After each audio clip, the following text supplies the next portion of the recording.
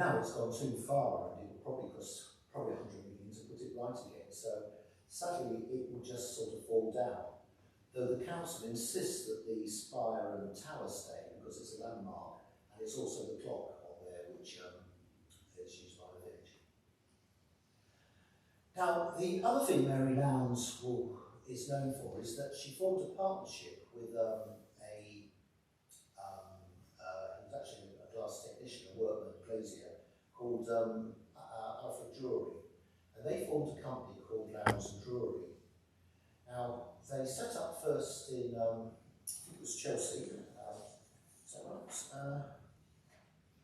Yes, they set up first in Chelsea in 1897, and then in 1907 they built this purpose-built studio in Fulham, and it was called the Glass House. Now, today it's used, I think there's a cafe in there, there's a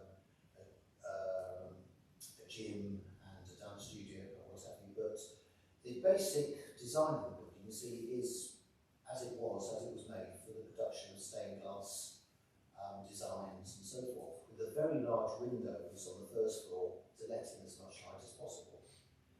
Now, this glass house, as you see, becomes dominant in the first part of the 20th century, in that many designers who couldn't afford their own studios at first would rent out space there or use their facilities to make their windows. One such artist was Rachel Tannock, and this is her window at St Botolph's in Cambridge. Now, this is about as arts and craft as you can get. She was another pupil of Christopher Wall, and this is very similar to Christopher Wall windows, which you can see around the country. She married well, became Lady Mountchetty or something or the other, but like Mary before her, her later designs, especially in the 1940s, are nowhere near as good or as striking as this. But again, one of the early arts and crafts and a lady as well. Margaret Agnes Rope, now she is a very interesting character. She produced windows very similar to the one we see here. Now this one's in Suffolk, but her real best work, which is not too dissimilar in design to this, is at the Roman Catholic Cathedral in Shrewsbury. Now, some people may say that that window is, well, is a bit crowded. There's a lot going on in there, and the colours, which really don't show up well on the projector here, are really rich, gorgeous, dark tones, which add to the beauty of the window. But, like with this church here at the moment, especially the chancel, you can see that when you have these dark windows, they don't allow much light to come in. Now, Margaret's cousin, right, who's also called Margaret, but this is Margaret Edith Aldrich Rope. She was also a stained glass designer. She often helped her other cousin. For instance, this window on the below is the portrait backsill, again designed by the second cousin. Again, similar to the east window in that it's busy, lots going on, lots of figures there. But at Iggleton, which is just over the border into Cambridgeshire, you can see one of the windows she designed in her own right. And this window shows very nicely one of the changes you see in the 20th century, in that you get more and more white glass coming in, so as to allow more light to come into the church. But the pictorial bits, the bits in the middle and on the bottom, are still using these rich, very rich, strongly coloured glass. Caroline Townsend was another pupil of Christopher Wall, and she very quickly took on a pupil called Joan Howson. Joan Howson then became her assistant, and they then formed a business partnership together, and they were known as Townsend and Howson. Now this is one of their windows at Prittlewell, and it's basically their take on a 14th century standard design medieval window. Now, in the 14th century, in windows like you see in this church, you would have in the main lights tall figures, which we got there. At the background would be what we call ring snow, which is a sort of seaweed type design on usually red or blue glass. And And the figures themselves will be framed in canopy work. This is the sort of architectural work that goes at the sides and at the top. In the tracery lights at the top, there would normally be angels, sometimes holding shields, and if they weren't holding shields, you would normally get shields along the bottom. So this is, to all intents and purposes, a 13th, 14th century design, but the colours of it and the feel is very much of the 1920s, 1930s. So this is Caroline and Joan looking back, but producing a window for their time. Here's a more conventional window by Townsend and Howson. Here again you can see lots of white glass, probably about 50% white glass to let more light into the church, but the figures still with the strong colours. And when Caroline died, Joan continued, well she continued right up to the 1960s, two windows here, one at Kirby and one not too far away from Springfield.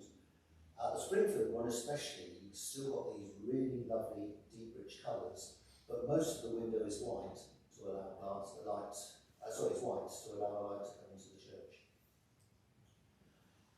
Townsend and Howson also did a lot of restoration work.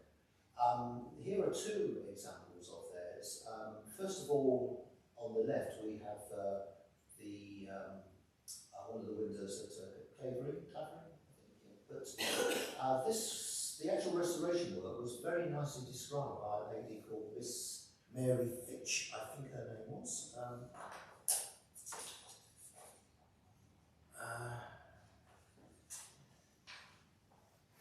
Yes, Miss May Fitch. And if you go into the reference libraries, or even take a trip to the Essex Record Office, a book will be on the shelf and you can read an account of how the window at the bottom there, the bottom left, was actually taken out, cleaned, restored and put back together.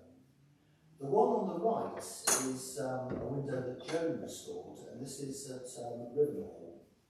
Now, it's very, very important glass in Essex because it's probably the earliest glass, well, it's certainly the earliest glass in Essex, and it could be, depending on which authority you read, it could be the earliest glass in the country.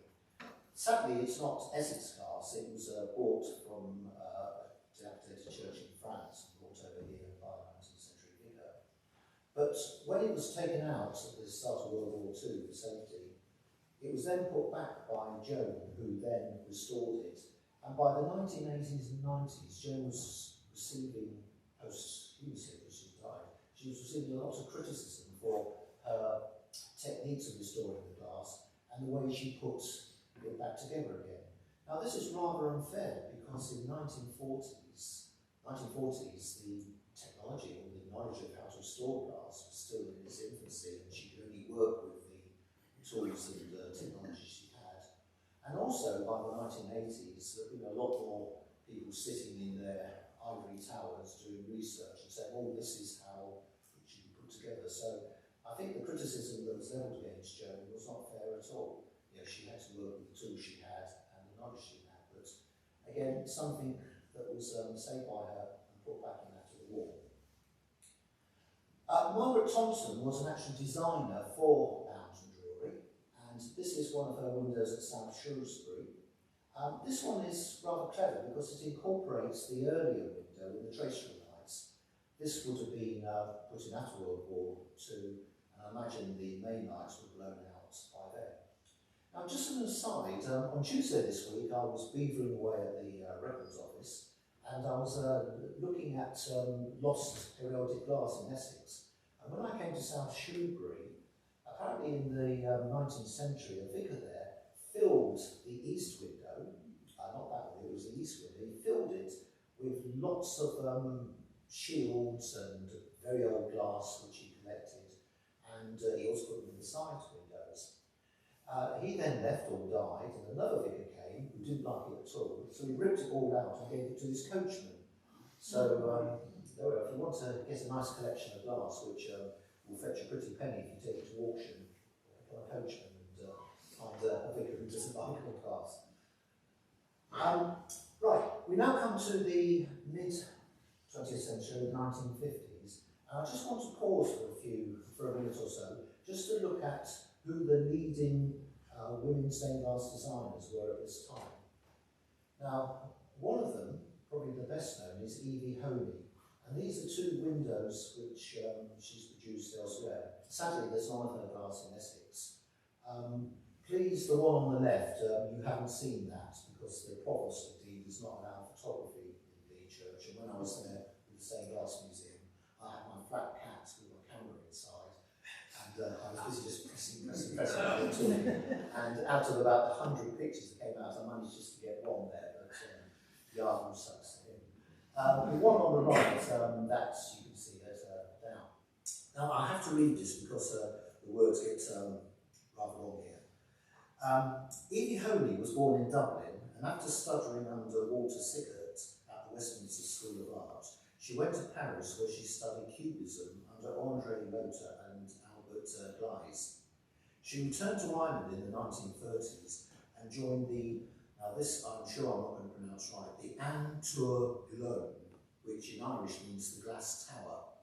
And the glass tower in Dublin was similar to the glass house in London, in that it provided facilities for young upcoming stained glass artists to practice their work. She then set up her own studio in Raith Farnham, which is a suburb of Dublin. And these two windows here, I'm no expert on modern art, but they do show elements of the Cubism style, I believe. Another lady, Irish lady at the same time, was Wilhelmina Getz. There's just one panel of her glass, which is in the Stained Glass Museum, and another lady who was, this was not Irish, English lady, was Maria Forsyth. Now, Wilhelmina was another Irish stained glass artist who, like Evie, joined the Antur Glone in 1910, and in 1925 moved to work in the glass house. She often depicted men, at that time radically, as clean-shaven with close-shaven crew cuts. Her early work here in East Anglia may show this style in the Angel. We've got the Angel just there, and at the time, biblical figures were drawn with sort of long hair. Yes, just looking at yes, if you look at Mary's windows, there was certainly that long hair there, but she was showing them with these well, almost skinheads haircuts, I would say.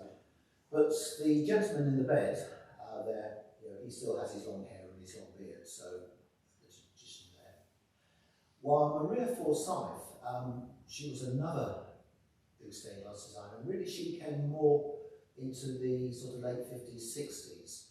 And here you can see her windows are looking a bit more like, well, not the sort of modern windows we've seen, but a bit more like the traditional work, but still using these sort of lovely colours. And what we'll hopefully see in the next few slides is how Rosemary's work went from the sort of Cubist style to the Forsyth style, showing these here. So, Rosemary Rutherford. She trained initially as an artist, and there is an absolutely splendid work, I can't praise it too highly, in the tower at the back there. And do please go and have a look at it. It is absolutely stupendous. You just wouldn't think that a young girl could produce some work like that. I was told by Ros that during the war, Rosemary and her sister John would go around sort of begging for food coupons and what have you, so they could get the eggs to get the egg white, which was used to actually stick the pigments onto the wall, because that is a fresco, not an oil painting. And it's probably the only fresco in a British church. Well, it might have been when Anne Hayward wrote a book. I can't believe that there aren't others around, but certainly I've never seen another fresco. On the right is one of her oil paintings, which is hanging on the wall at Waltham the Willow in Suffolk. And again, it's a very good painting. I'm not sure if I would have it on my wall, it's a bit too dark. But you can see in both those images there that she was a very skillful artist. Now, after the war, she decided that there was going to be probably a lot of business in making stained glass windows, lots of being damaged. So she took an apprenticeship, up with a gentleman called Gerard Smith, who worked at the Nicholson stained glass studios. And after working there, she got her first commission, which was for the east window at Netherden, which is a little suburb of Basildon. And again, a very good window for her first commission. I would certainly be proud of that, and it certainly got her noticed. I've written down there basically what it is. It's the Transfiguration in the main light, and you've got the symbols of the Passion, the burning bush, Abraham the burning bush, and the fiery chariot. That's Elijah going up to heaven in the tracery lights. When she came, well, I say she was living in Broomfield at the time because her father, John, was the figure here. And this is probably one of the first windows that she made here. Again, notice the use of strong colours, dark colours, well, strong rich colours, you say, rather than dark, but not a great deal of white there. And paintwork, the black paintwork, is kept really to a minimum. You've got some sort of folds in the drapery and obviously on the face there, but as you'll see, her paintwork became less and less as she sort of progressed with her career. We then come to the east window here, and when I first saw this last year, it was autumn last year I came in, I was just knocked out by it. I've never seen anything so good as that, and it's certainly in my top favourite, or top all-time favourite windows now. If I had to take 5 with me to heaven, I would certainly take this one here. Should not go to heaven, that is.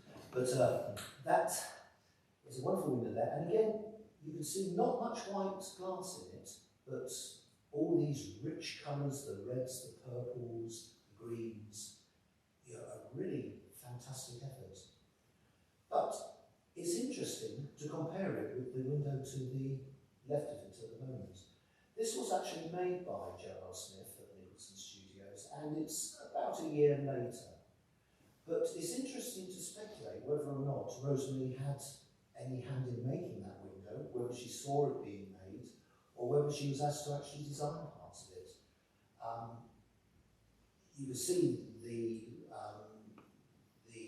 later window, the Gerald Smith window, is incorporating a lot of white glass in the window, which was the sort of standard mode of making windows at the time. But the reds and blues in the windows, and you have a look at it after the talk, the reds and blues really are sort of jarring on that window, and so strongly coloured. I just wondered whether Rosemary had any say in that. Certainly when you look at other windows by the Nicholson Studio and Gerald Smith in particular, you don't quite see that sort of jarring effect. But certainly the better window by far is the Rosemary window on the right. This is a window she made at the Roman Catholic Church of St Francis at Halstead, and now you can see she's starting to incorporate more white glass into the window. Notice also how the black paint has been applied rather heavily with the brush. Now the reason for that is probably when you realise where the window is. There it is in the chancel. You've got this huge big sort of crucifix, it's not a religious crucifix, and you've got this little lunette at the top, which has the stained glass. And the paint has had to be applied thickly, so you can actually make out what the figures are, that they are figures, with eyes, noses, eyebrows, and so forth. But again, we're starting to see more white glass coming into her work. Back to Broomfield now, and when this window was produced, again I've been told that the congregation here and the clergy actually asked Rosemary to include more white glass in. So the central figure, is not pure white, it's more a shade of white, but there's certainly a greater percentage of white right there. And here at Bradfield, which is up near Manningtree, are 4 more of her windows, and again, not so much white glass in there, but you can see she's obviously thinking more about putting white glass in to illuminate the inside of the church. And then back here to Broomfield, we're now into the mid-1960s, and you can see we've lost the strong, rich, dark colours. We're now getting the paler colours coming in. Notice that the lead lines, the lead which is holding the glass, are now becoming much thinner. Yeah, I think Anne Hayward, who wrote the catalogue on there, was sort of saying pencil lines almost in there.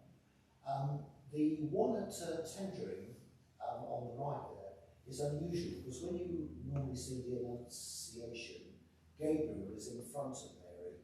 Gabriel's usually in front and she's kneeling down. But here, you can see that Gabriel has been put behind her. Now this, I think, is probably a clever design technique, because she only had this very narrow lancet window to fill with glass.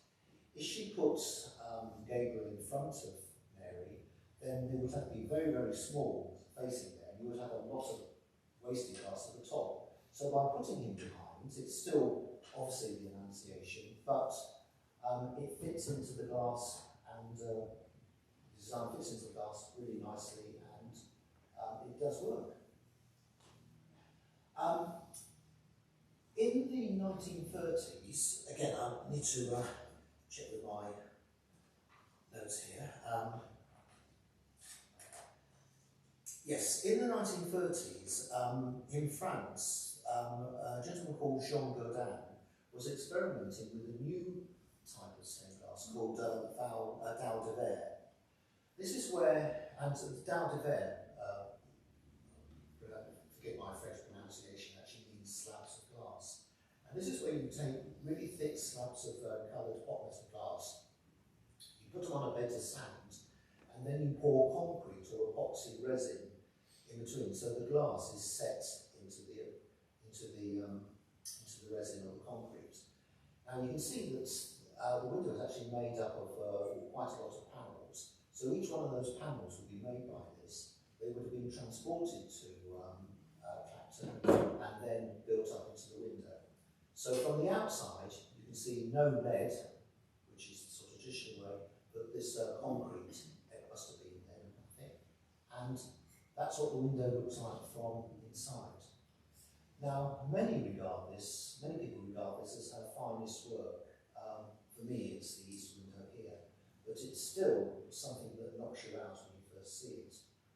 I've written on the side there full details of what it's about.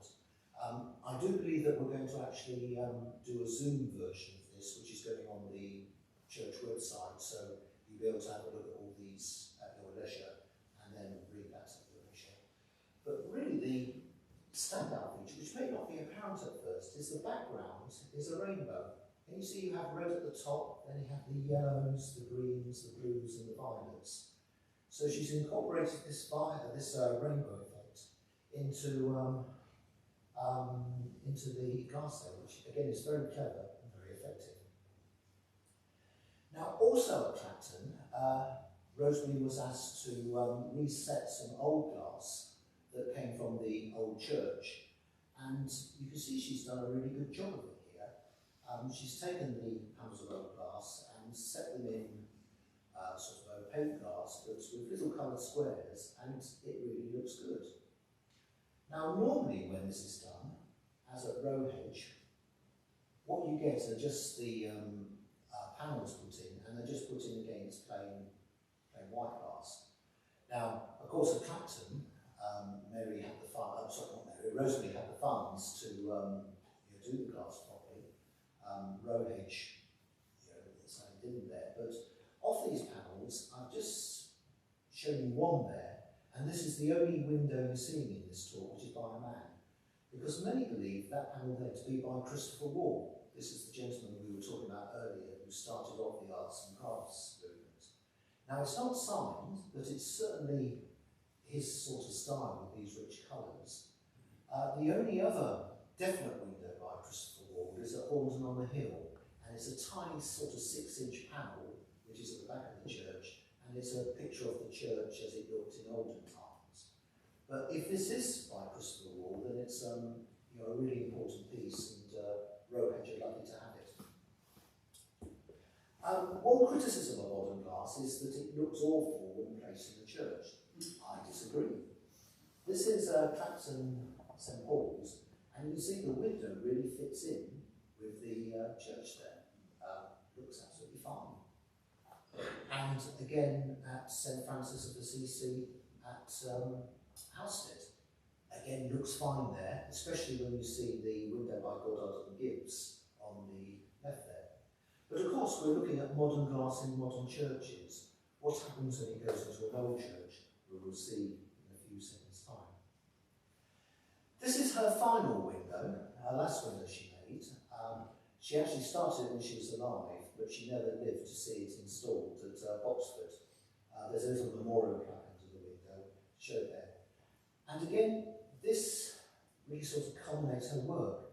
When you look at the figures close up, there is very, very little painting there. It is almost all down to the beauty of the glass itself.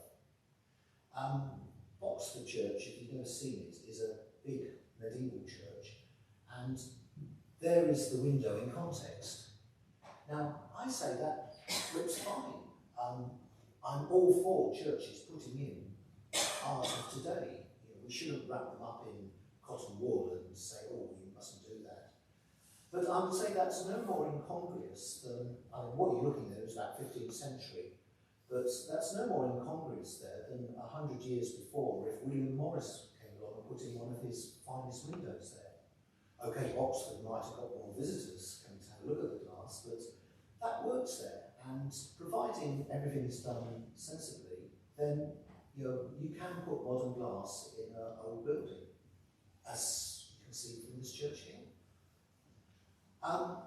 These last ones of Rosemary's are windows that were made after her death, and these are about 4 of them, which are at Hinderclay in Suffolk.